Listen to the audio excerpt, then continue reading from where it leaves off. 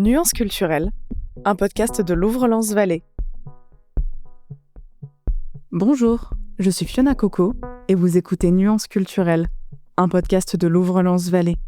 Aujourd'hui, on reçoit Soumaya Nader, designeuse, enseignante et plasticienne. Ensemble, on a parlé de politique publique, de responsabilité individuelle et de pédagogie. Bonne écoute. Bonjour Soumaya, merci d'être avec nous aujourd'hui pour l'enregistrement de ce nouvel épisode de podcast. Comment vas-tu ? Bonjour Fiona, merci beaucoup de cette proposition. Je vais bien.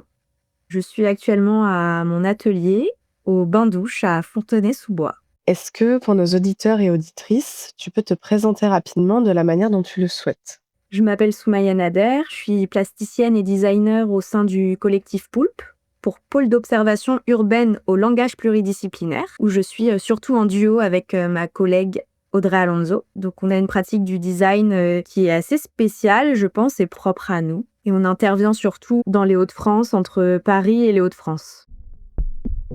On démarre toujours le podcast avec une question phare. Quelle est ta Madeleine de Proust ? Ma Madeleine de Proust, je pense bizarrement que c'est un lieu où je vais souvent me promener, où je suis un peu née. Donc c'est à Fontenay-sous-Bois. C'est une dalle et des immeubles conçus par Marcel Lodz, un architecte moderniste. Et c'est un endroit que j'adore, dans lequel j'ai énormément de souvenirs. Et c'est un lieu où je me rends très souvent, où je vais souvent me promener, où je vais faire des photos, où j'aime les couleurs, j'aime la végétation. Merci. Alors, on va rentrer dans le vif du sujet maintenant. Comme tu le disais, tu es plasticienne, mais j'ai l'impression que tu t'intéresses aussi à beaucoup d'autres sujets. Donc, je pense que l'épisode d'aujourd'hui va être assez pluriel. Moi, j'aimerais qu'on parle surtout du design, là, tout de suite. Alors, le design, pour avoir une définition assez objective, parce que c'est ce que j'aime bien faire, avoir une définition d'abord, on va dire neutre, objective, et après, avoir toi, ta définition du design et comment tu le perçois. Le design vient surtout dans la société pour répondre à des besoins et à des services de la population. Donc, le design est fait initialement pour être utile. Alors ça, on y reviendra aussi parce que forcément, c'est une notion maintenant de l'utilité qui est assez variée. Qu'est-ce qui est utile ? Qu'est-ce qui est nécessaire ? Quels sont nos besoins primaires ? Est-ce que c'est censé répondre à des besoins primaires avant toute chose ? Quelle est, toi, ta définition du design ? Comment est-ce que tu perçois le design aujourd'hui et ta pratique du design également ?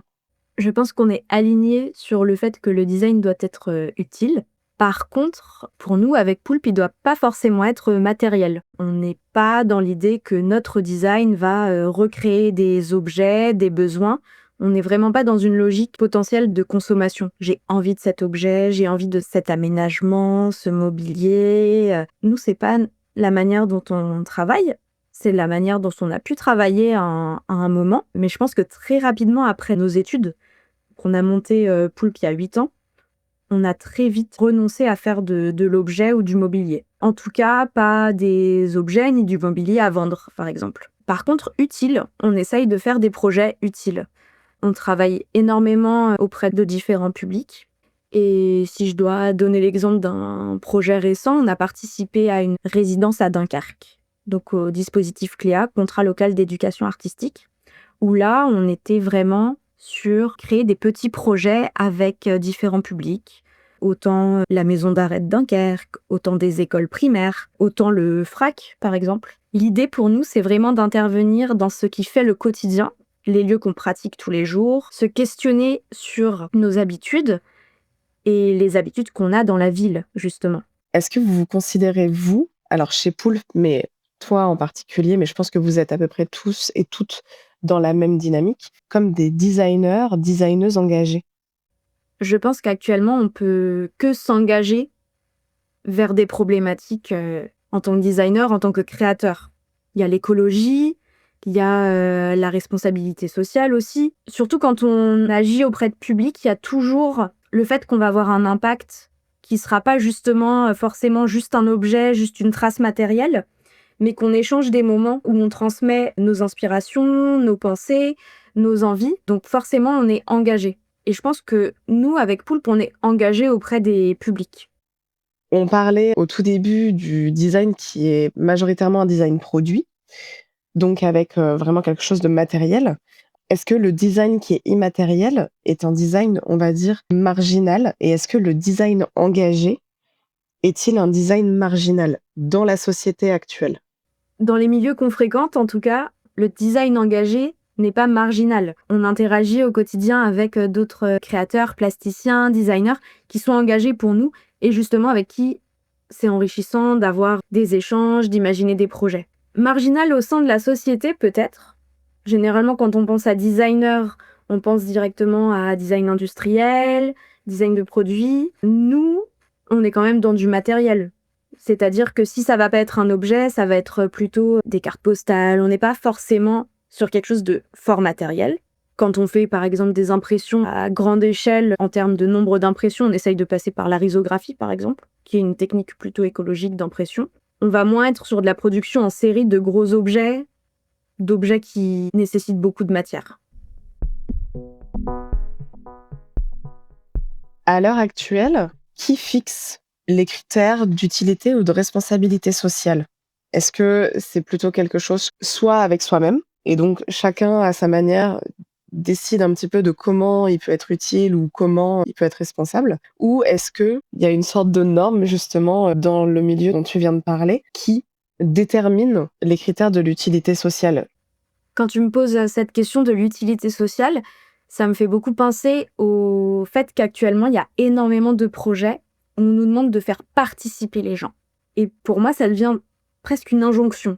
Il faut faire participer pour légitimer des projets, légitimer aussi des financements. Donc ça, je te parle à l'échelle des commanditaires. Et nous, on essaye vraiment d'être à la marge de ça. On n'a pas envie que le projet, ce soit juste la participation, des fois de faire faussement participer les gens, ou que les gens y participent, mais soient fatigués de participer. Parce qu'on demande beaucoup aux habitants et aux habitantes. On leur demande souvent de donner leur avis, d'aller à des réunions, d'aller à des ateliers. Donc, on se met un peu en retrait de ça. On a envie de travailler avec les gens, de partager en tout cas avec eux, mais que ce soit pas une obligation. Donc on reste dans l'adaptation de nos projets, de notre démarche, pour accueillir justement les gens sans les obliger à participer, sans les obliger à donner leur avis ou à créer le projet. Ça, c'est très important pour nous, surtout depuis ces dernières années où on a fait énormément de projets de participation, avec parfois des commanditaires qui nous donnaient d'office les réponses qu'ils souhaitaient obtenir. Donc ça relève de notre responsabilité à nous en tant que designer. Si on veut être utile à la société, par exemple, qui met les critères d'utilité d'un projet, c'est ça. Pour moi, c'est à nous de les poser, quitte à être un peu en marge, quitte à réinterpréter la demande, quitte à bien la réinterpréter pour passer entre les mailles du filet. Ça, c'est important pour nous, je pense. Comment êtes-vous passé d'un design matériel et ou produit? Parce que j'ai bien compris que vous faisiez aussi de l'impression d'affiches et cetera, donc ça reste quand même du matériel, mais on va dire un peu plus industriel n'est pas le mot, plus commun, à un design comme vous faites aujourd'hui. Quelle a été la réflexion? Quel a été le parcours, que ce soit le tien ou celui des personnes avec qui tu travailles au quotidien? Je pense que ce qui a transformé notre pratique, c'est d'être sur le terrain. Il y avait vraiment une envie d'aller sur le terrain.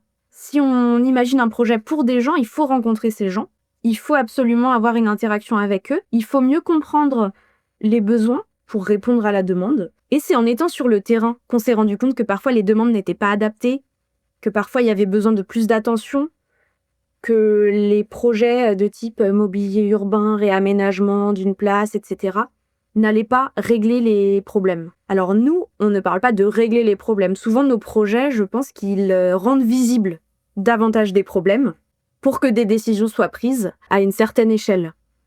Je repense à un projet de résidence de design et d'urbanisme qu'on avait fait il y a longtemps, en 2020, à Souesch en Haute-Garonne. Donc on avait passé, je sais pas, je pense que mis bout à bout, ça devait être l'équivalent d'un mois sur place, où on avait pour mission de dessiner le réaménagement du centre-bourg, d'un village du coup de environ 400 habitants. Et ce qu'on a fait, c'est plein de micro-interventions, ce qui n'était pas vraiment la demande de base, mais on a réussi à dialoguer avec la mairie, avec les habitants sur place, pour faire comprendre que non, l'idée c'était pas qu'on fasse du mobilier urbain. L'idée c'était qu'on comprenne réellement le fonctionnement du village pour permettre un aménagement cohérent. Et j'ai appris il y a quelques semaines que du coup notre dossier de fin de résidence, qui était un énorme pavé qui devait faire, je sais pas, 350 pages avec plein de photos, toutes nos expérimentations, avait été transmis au CAUE de Haute-Garonne, le Conseil d'architecture, d'urbanisme et d'environnement de Haute-Garonne, et que c'était sur cette base-là que le CAUE faisait un vrai projet de réaménagement du centre-bourg. Donc évidemment, nous, en tant que designer, on ne va pas réaménager un centre-bourg. Par contre, on peut essayer de faire émerger des pistes, on peut essayer de créer du projet avec les habitants. Et à l'échelle d'un village, en fait, 400 habitants, mais on peut facilement toucher 50% de la population. Donc là, on est sur de la vraie participation, de la création collective. Et pour ce projet, on avait aussi réalisé du mobilier en se disant clairement à quoi va servir ce mobilier. Donc on avait fait des mobiliers symboles que les habitants pouvaient déplacer d'un côté à l'autre du village pour tester des usages. Mais c'était pas du mobilier pérenne. Il est encore utilisé aujourd'hui, ils le repeignent selon les événements. Donc je suis contente que malgré tout, 6 ans plus tard, ce soit encore utilisé. Mais le but n'était pas de faire du mobilier. Sur ce projet-là, c'est super parce que vous avez été suivis par les institutions qui vous ont mandaté pour ce projet. Ça amène 2 questions, à mon sens, qui est, vu que vous ne produisez pas de produits, on va dire, vu que vous ne créez pas de produits, comment est-ce que vous gagnez de l'argent? Est-ce que c'est uniquement avec des appels à projets? Est-ce que c'est aussi avec des structures, des institutions qui viennent vous chercher pour que vous travailliez sur un sujet justement en lien avec les habitants? Comment on gagne notre vie en tant que designer qui ne produit finalement pas d'objets et ne vend pas ses objets? Je pense que c'est que les institutions peuvent faire confiance aussi aux designers, peuvent orienter différemment les appels d'offres, les demandes, les résidences artistiques aussi proposées sur les territoires. Je pense que pour nous, le lieu de la résidence, c'est là où on va s'amuser le plus parce qu'on a encore plus de liberté pour produire, imaginer, créer, ce qui peut être le cas sur des appels d'offres. Par exemple, à des moments où on travaille davantage avec des équipes d'architectes, de paysagistes. En tout cas, nous, on fait l'effort de documenter nos démarches aussi pour que les institutions nous fassent confiance. L'idée, c'est vraiment de proposer des projets et de dire on peut le faire, on a déjà fait ça, faites-nous confiance, c'est pas ce que vous imaginez, mais on va réussir à monter un projet, à le monter avec des habitants, des usagers, et ça va fonctionner. Là, j'ai une question qui est beaucoup plus macro, donc c'est-à-dire que ça ne concerne pas ta pratique ni Poulpe.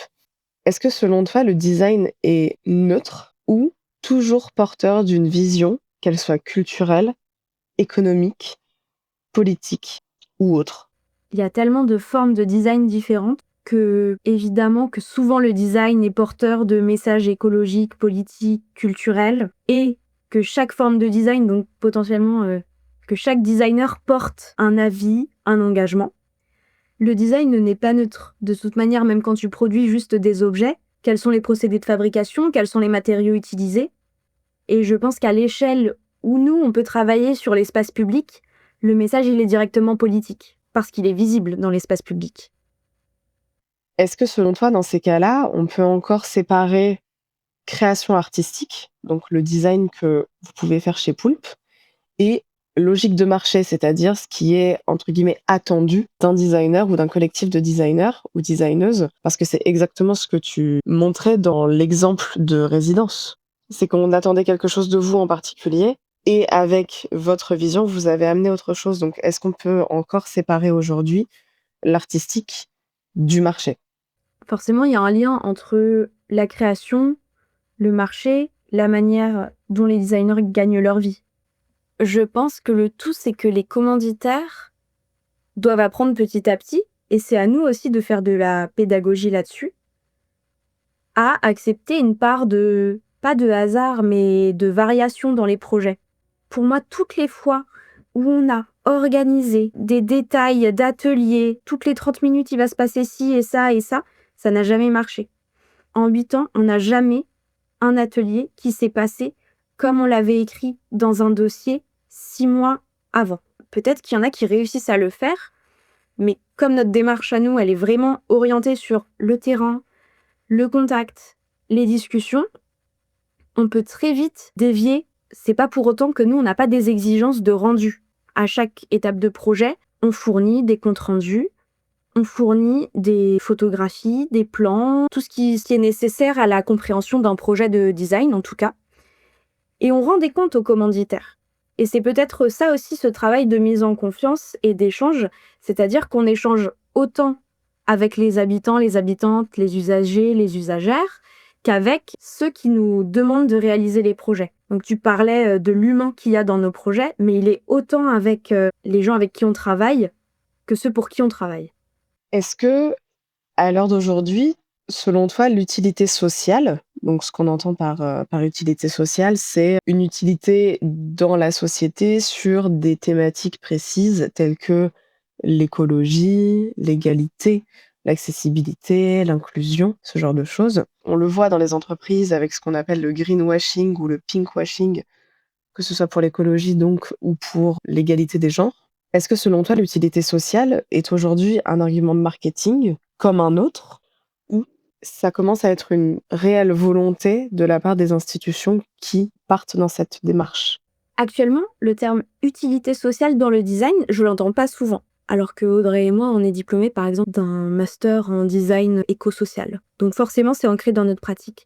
Mais les institutions, peut-être qu'elles commencent à se tourner vers ça, mais comme elles se tournaient déjà vers le design soutenable.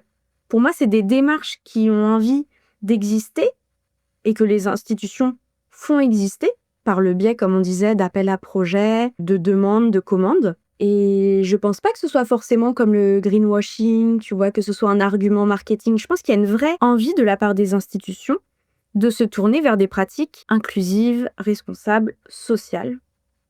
Mais est-ce que c'est par le biais des designers? Encore faut-il s'intéresser davantage au rôle que peut avoir le design au sein de ces institutions. Et ça, j'ai déjà parlé de pédagogie. Quelle pédagogie, nous, designers, on peut faire auprès des commanditaires potentiels, donc institutions, autres? C'est vraiment faire comprendre le rôle que peut avoir le design. Selon toi, quel rôle a le design dans ce cas? En tant que designer, on a des capacités à, je pense, diagnostiquer des problèmes, comprendre, organiser une réflexion, en tout cas résoudre des problèmes. Et ça, je pense que c'est propre à tous les domaines du design. On est formé à trouver des problèmes et les résoudre. Tu penses que ça fait partie de vos responsabilités, entre guillemets, en tant que designer, artiste ou créateur, créatrice?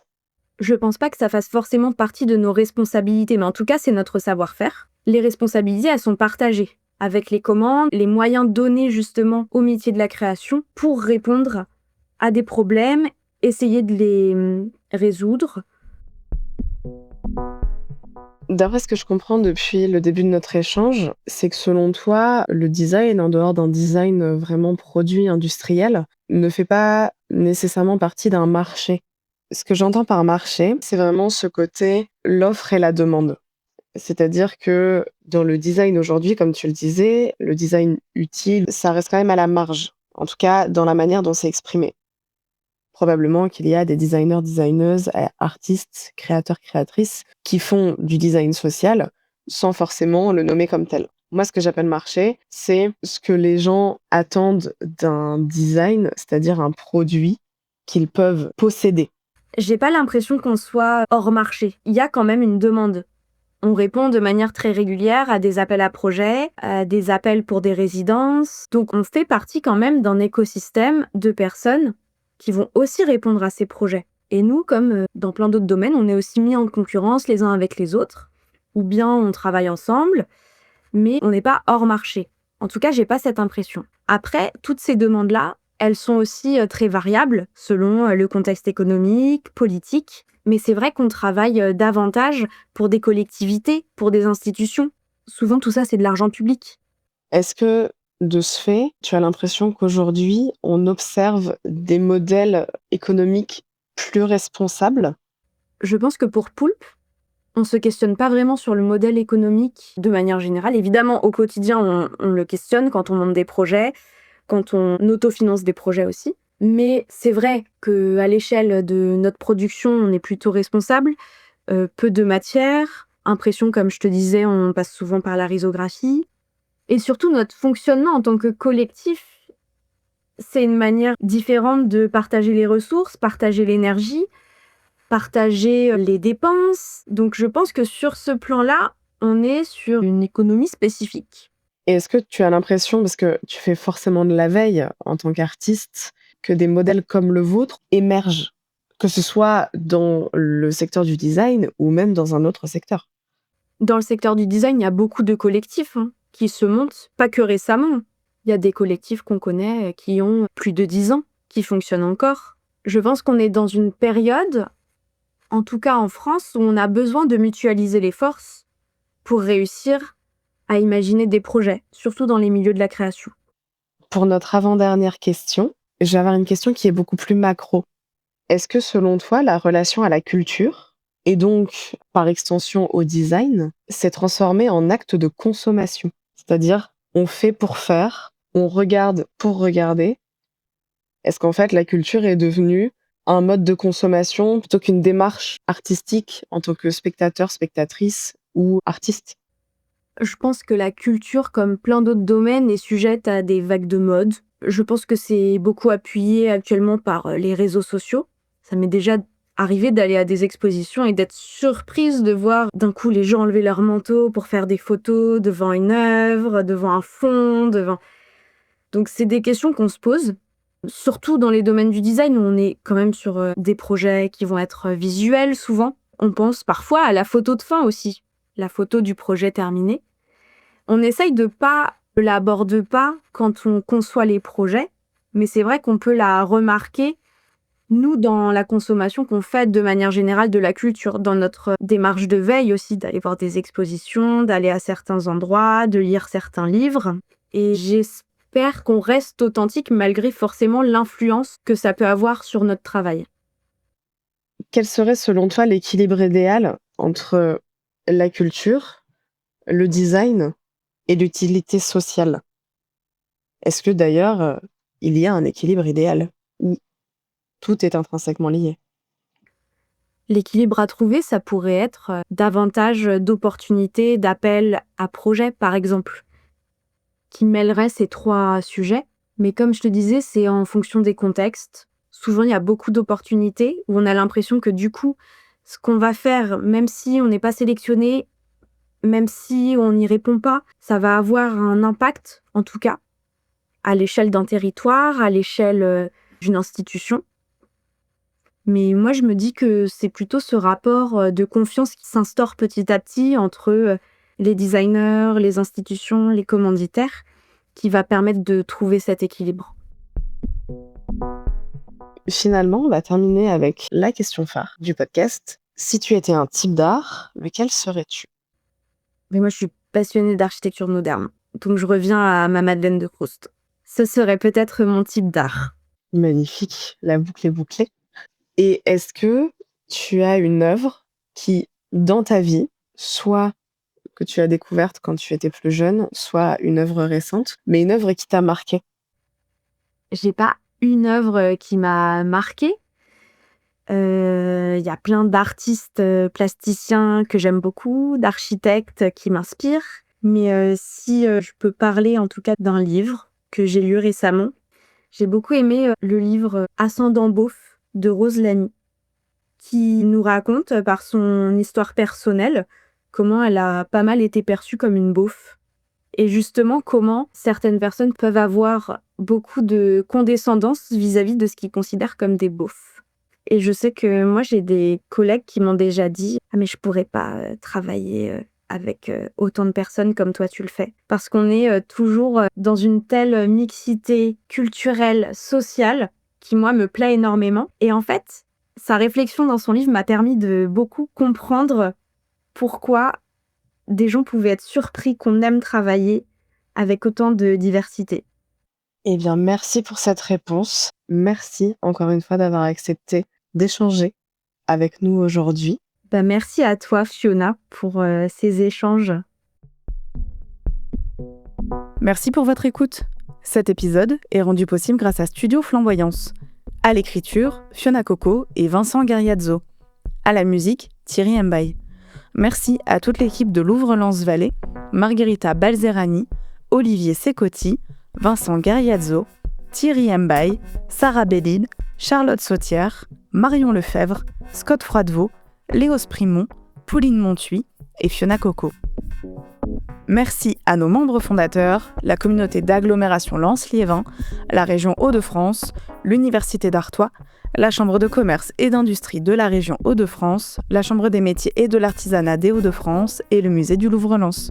On se retrouve le 31 mars pour le prochain épisode.